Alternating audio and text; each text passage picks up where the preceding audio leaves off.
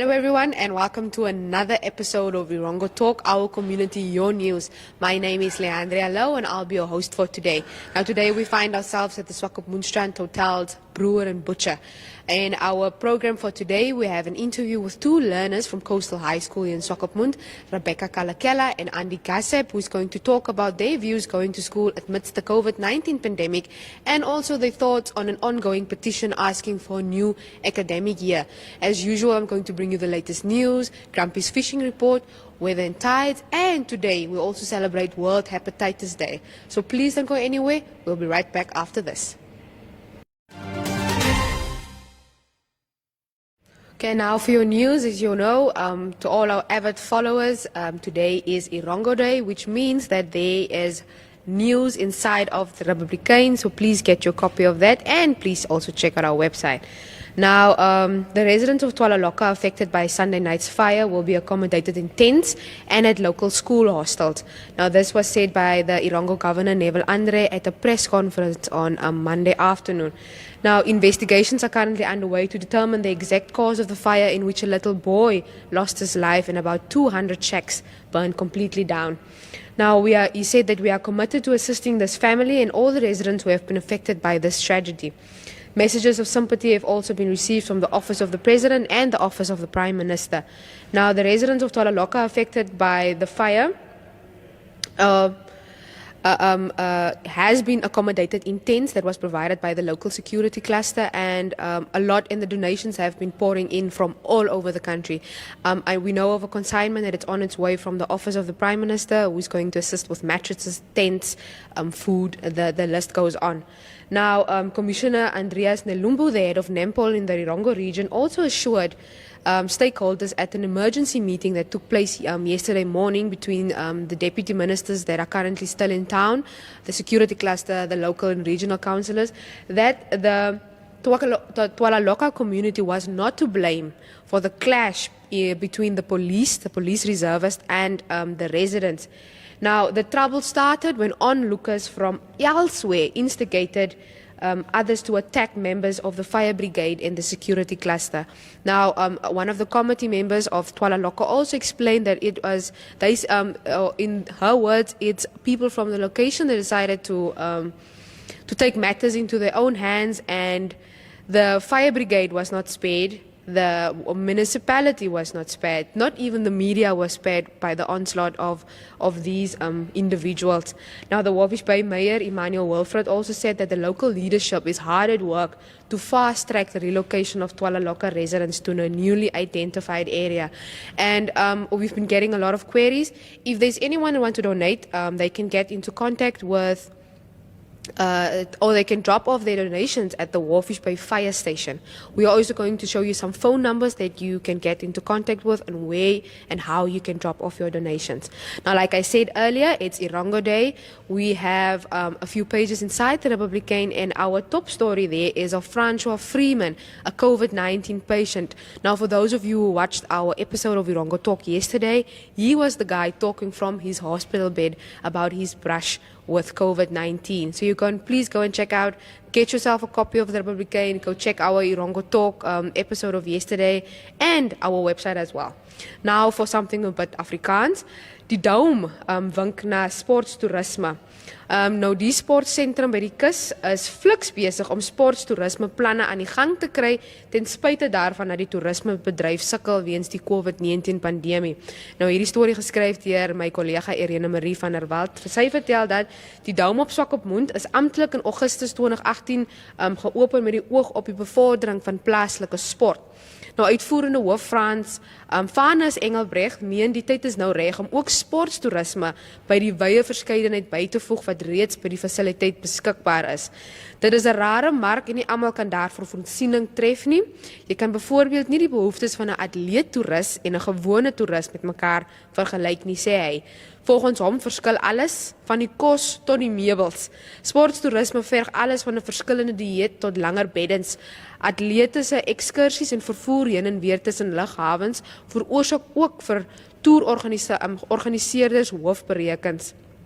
Ons wil 'n een-stop fasiliteit daar stel wat sorg vir die nodige etes, oefenfasiliteite en verblyfgeriewe spesifiek vir die atlete, sê Engelbrecht. Nou, hoewel hy opgewonde is oor die internasionale topatlete, verseker Engelbrecht dat die Dome se hart steeds by die gemeenskap van Swakopmund bly klop. Nou, ek weet ons almal wag vir 'n wegbreek naweek, maar hier kom een in Augustus en die eerste van sy soort rotsklim avontuur naweek word op die buitewyke van Omaruru beplan. Nou liefhebbers van die natuur skoon en avontuur kan uitsien na 'n asemrowende en aksiebeleide naweek. Nou die belewenis vind vanaf 7 tot 9 Augustus by die Erongo Rocks kampeerterrein in die Omaruru-gewing plaas. Nou Terry Baker besit en bedryf die kampeerterrein saam met haar kerel. Sy sê dat hulle die ervaring wat oor 3 dae gehou word al ongeveer 3 maande gelede begin beplan het. Ons bied nog altyd hierdie soort aktiwiteite aan en het net besluit om dit mooi te verpak in 'n naweekprogram. Nou sê deur die loop van die dag kan daar rotsklim en ook jagaktiwiteite gedoen word. Saterdagoggend kan daar fietsryers aan 'n 65 km grys padrit deelneem en later in die dag word drawers op 'n 5 en 10 km drafroete geneem. Nou Sondagoggend word daar 15 en 30 km met bergfietsse gery. Now, there's another way to experience the coast. Now, the business idea for eco gliding tours originated from her prior travels experience, explains owner Kula Mwatunga, 24. Now, she said, I have traveled quite a bit and almost everywhere Segway were offered tours. Now, basically what this eco gliding tour entails is it's almost like a scooter. It's on a Segway and then you drive through Swakopmund.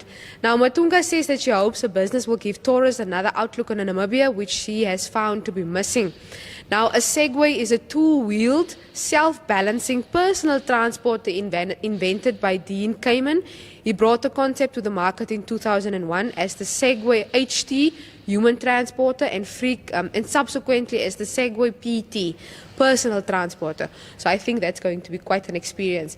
And now just for the latest COVID-19 news, yesterday the Minister of Health and Social Services announced a record number of recoveries.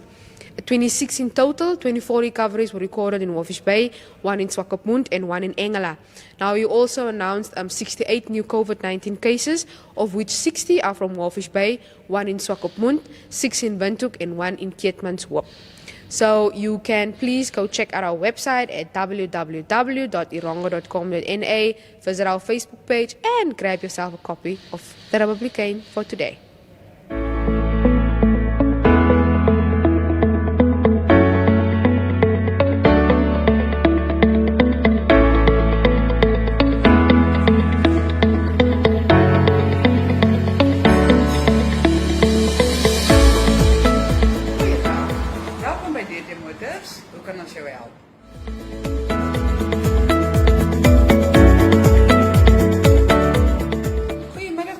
Welkom terug by DT Motors. Hier is die motor se sleutel. As alles goed verloop, sien ons jou oor 10,000 kilos. Now with me here is Andy and Rebecca from Coastal High School right here in Swakopmund. Now Andy is at the forefront. He started a petition online asking for the postponement of the academic year and for the postponement of the exams that are coming up. Now Andy, just quickly tell us, why did you start this petition? The reason why I started the petition was I was contacted by the LSC, the head girl from the UNICEF, to actually do a petition that will reach all the corners in Namibia to hear our call, exactly how we feel about the petition, and yeah, actually. Now, Rebecca, just quickly tell me, you are also supporting this petition, you are behind it full force, and what is your feeling? Why should the schools reopening be postponed, and why should there be a new academic year? Okay, so basically I'm not for it, I'm also not against it basically, because starting a whole new academic year means the double of finances for this academic year and the next year, obviously. And also because there is no university on earth that ever didn't have first year university students, see? So it really plays a big role when it comes to the impact of so many people, you know? So we're trying to just make aware of the fact that Walvis, Swakop, and Arandas are the only schools, or is the only region that didn't start with their grade 12 or 11 studying or whatever. Some people don't have the necessary materials to do whatever is asked by the teachers, like going through like the e-learning groups and all that they will enforce and whatnot. Not everybody have like social media benefits and all that, and that's something we all know, see? So basically I feel Andy and the rest of the group that we created, we're just in for postponing it, or not postponing it, but trying to find an alternative way. It might not be it might not be the whole petition thing that will work out, but we would find a solution. But the fact that we took initiative in making something happen before it's too late, was the main point of starting the petition. Cool. Perfect. So it's all about getting your voices out there, because I know a lot of the fact that when decisions are made, it's usually just at the higher authority. It's never with you guys, just to hear what. So I totally get what you are saying now. Just tell me about your general feeling. We are in COVID-19, cases are climbing, the numbers are climbing, not only in Walvis Bay. Walvis Bay is currently regarded as the epicenter. We have schools operating in Gaseb, which is regarded as the epicenter of Walvis Bay. So, and then we have in Swakopmund, cases are also climbing. So what is your general feeling about learners going back to school? I personally feel for learners going back to school, it's like, how can I say, it's sacrificing for them, because we only live once, to understand. So if the learners go back to school, it won't be good, because they will not focus on their academic year, to understand. So for us to postpone the examination or to postpone the academic year to next year will be a good thing, because next year it might be that the cases will be low and we'll be mutual about the feeling that time, and we really need to stick to that. And your feeling, Rebecca? Okay, like I said, I'm not for or against the petition, but I feel, me personally, the fact that we had the whole of last year as grade 11s to do most of the work that we had to do. Whatever work we already got, we had to learn from. We had 5 months of free time. We could have used that. You can't tell me for like 5 months straight, even the less fortunate people, you never had contact with a cell phone that you can use, or a cousin or whatever, because a lot of people traveled, they went to other places, and obviously they had access to internet and all social platforms and whatnot. I just feel personally we could have used those gaps that we had to study and just continue, because you knew exams were going to start in August and October, so you had to already mentally prepare yourself, even though the government didn't really have any information when it started. The fact that at the end of the year I'm going to write exams was the most important. And also I want to add on that, because the week that we went to school or whatever, we had time to most ask questions and stuff. And if you don't understand something, obviously you came from a 2-month like holiday or whatever. So if you come back, you come with questions, what you want to understand as a learner, right? So I feel learners had enough time. They really did have enough time. And this time was basically just for studying. I know I didn't read my books every day or whatever, but if I got like very bored or whatever, I would touch my books here and there and stuff like that. Other people got jobs, and even after work or whatever, you could have, done something. But I assure you, if we are told to write this exam, the results that would come out won't be as excellent. Even though we postpone it to next year, who are we to decide that everyone would pass next year?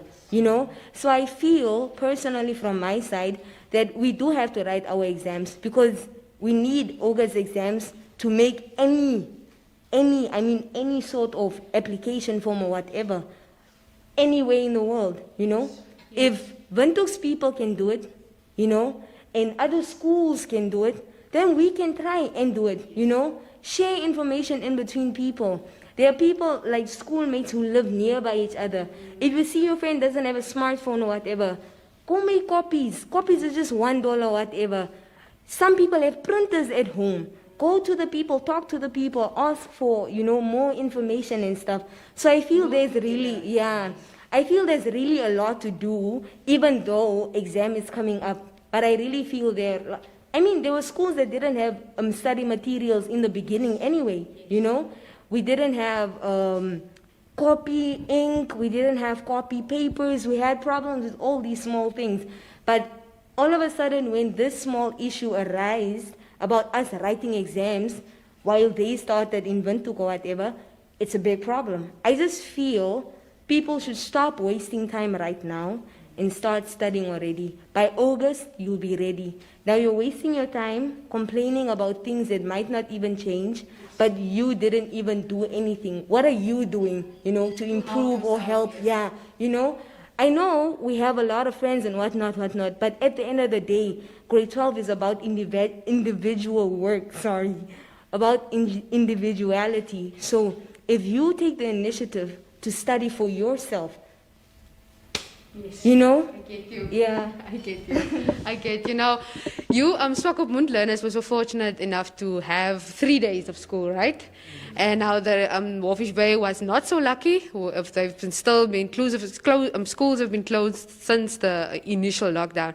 Now, Andy, just quickly tell me, how was the 3 days at school? What measures were put in place? Actually, the 3 days at school was actually good because everything was done in a strategic way. It was monitored and controlled.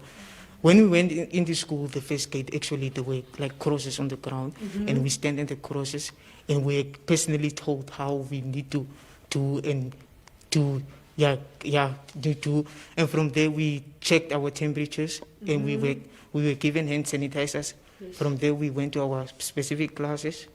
From our specific classes, then we went in our classes where actually like 1 meter. We were only 20 in a class, and we were divided into 2 groups, grade 12 B1 and grade 12 B2. You understand? Okay, lovely. So you actually separated. Now then, just finally, from both of you, Annie and Rebecca, just what would you like to see happen, and what is your general message to the learners out there in Swakopmund, Walvis Bay and Arandas? I think, as Rebecca said, they need to study, and they need to wait for the right answer from the ministry. Like, as we saw on the news, the teachers are also against face-to-face learning. Yes. That they want to withdraw the teachers from school because it's risky for them to go back to school. So they need to study and wait for the right answer, because the Ministry of Education didn't personally respond to what the teachers do. But the right thing is they need to study, and they need to check their books, and for those who are fortunate, they need to be in contact with their teachers. Understand? And from your side, Rebecca? Okay, from my side, basically, I feel I said a lot, Yeah. So, basically, just to really study, Focus.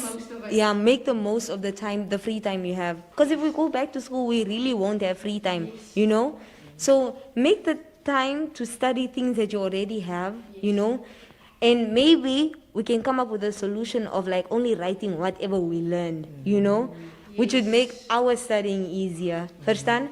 So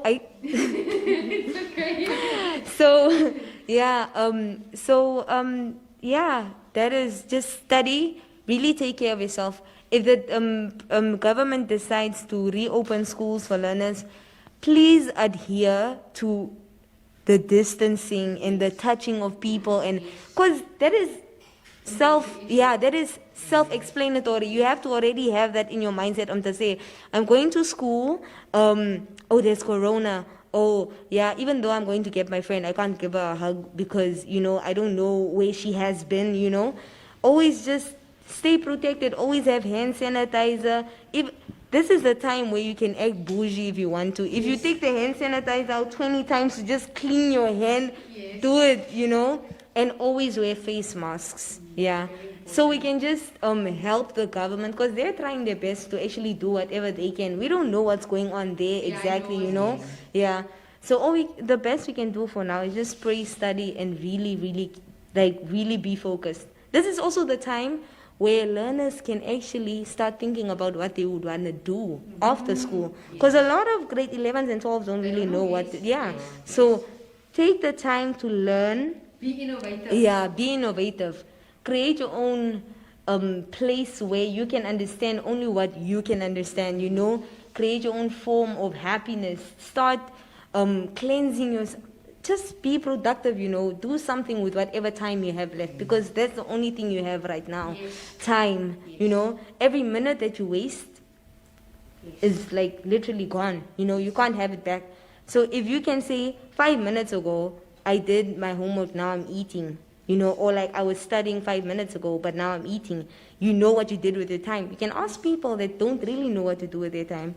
So basically, that is all I want to say. Perfect. Now there you have it. Andy and Rebecca from Coastal High School, they just said a lot from their side as learners.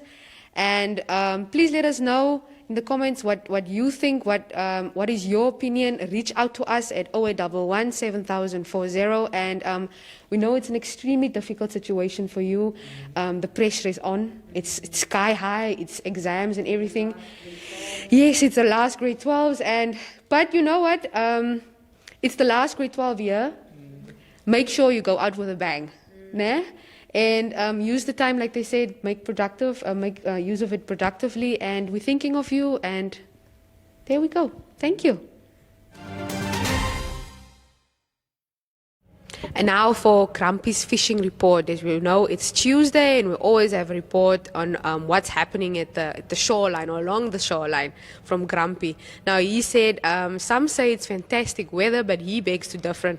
Now, the east wind totally dominated this week's proceedings just until after midday, and he admits it is great for one who sits in an office, but if you had to head down to the shoreline, definitely not the ideal situation at all. Your reels end up full of sand, the car is sand blasted, and the list goes on. Now, luckily, the list also includes some decent fishing coupled with the gale-forced winds. Now, starting off at Terrace Bay, Steenbras, Kob, and Galjoen were literally caught with almost every cast. Now, he says he was skeptical, but once the guys returned, and he says, yes, they had all the proper paperwork and licenses to go to Terrace Bay, the fish they showed me convinced me. Now, the Kob landed were mostly pan-sized and in the 40 to 55 centimeter class. The Steenbras were from 40 to 50 centimeters in length and weigh considerably more than Kob for the same size. Now, the preferred bait were white mussel and crayfish. Now, he says to round off the 2-day trip, the two anglers managed to catch their allocated 10 galjoen per person too, which is not bad at all, he says. Now, the galjoen they reeled in from the sandbars in shallow water, but we all know catching a steenbras is way trickier. These they caught on sandbanks that were further out. Now, the thick lips were feeding on the banks quite some distance out, according to the anglers. Now, Long Beach is always, or Langstrand is always a winner after a strong east wind and was on fire. Andre Karl Seeliers caught his 10 galjoen early on Friday morning. He said the fish were biting on black and white mussel. He used a short rod and didn't cast far out at all. He also reported that a day like that will not be forgotten in quite a while. Now, mile 6 to mile 11 was totally quiet for most of the week with no big catches reported. Yes, fish were caught, but with the amount of anglers lining the shore, the action was at a somewhat slow pace. Now, he says, hey, a little over a week to go until the lockdown ends, so we're hoping for good news on that. Let's see if we can fish a bigger area soon. I know all of us are holding thumbs to fish our shorelines again. Now, you've also added an older photo of legendary anglers from the 60s, 70s, and the 80s. Now, the residents of Swakopmund will definitely know them.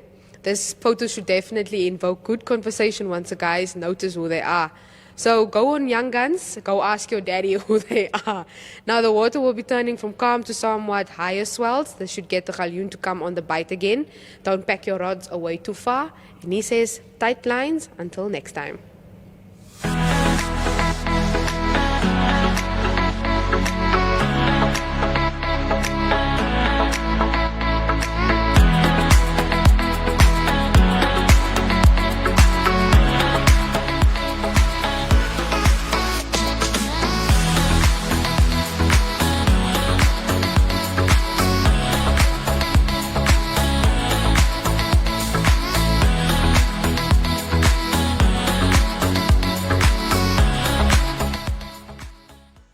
and now for your weather and tides for today and tomorrow.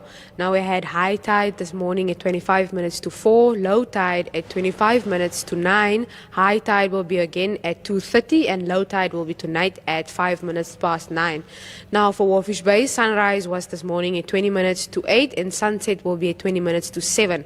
So this is basically all the sunrise and sunset times for the rest of the towns in the region. Now the maximum temperature for today in Walvish Bay will be 24 degrees Celsius with a south-southwesterly wind. And then for tomorrow, the minimum will be 12 degrees Celsius and a maximum of 21 degrees Celsius. It's getting a bit cold. Just this morning, it was quite misty on the road between Walvish Bay and Swakopmund. Now for Swakopmund, maximum temperature for today will be 23 degrees Celsius with a west-northwesterly wind. Minimum for tomorrow will be 14 degrees Celsius and a maximum of 21 degrees Celsius. For Antis Bay, maximum will be 22 degrees Celsius with a south-southwesterly wind. And then the minimum will be 13 degrees Celsius and a maximum of 19 degrees Celsius for tomorrow. Arandis, the maximum for today will be 31 degrees Celsius with a north-northwesterly wind.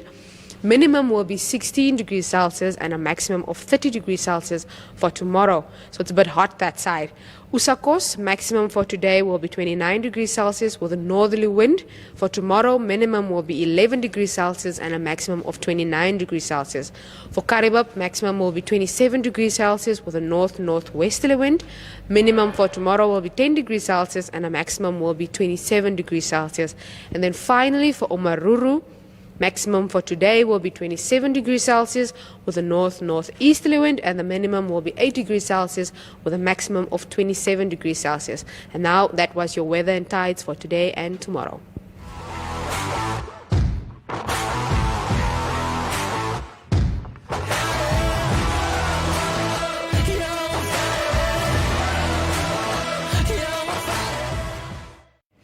Unfortunately, that's it for today's episode of Erongo Talk. Please go check out our website at www.erongo.com.na, www.erongo.com.na for all the latest news in and around the region. Go follow us on Facebook, Twitter, Instagram, or drop us a news hint or just say hi to us at 0811 7040. With that number, you can also get in contact with us for advertising opportunities at 0811 7040. So we'll see you again tomorrow at 12 o'clock. My colleague Adolf Kaure will be presenting. He'll bring you the latest news, the weather and tides, and an awesome interview. So please check out our social media pages for what's happening on our Erongo Talk. So please stay safe, wash your hands, and maintain your social distance. The only way we can get rid of COVID-19 is if we take care of ourselves. We'll see you again tomorrow. Ciao!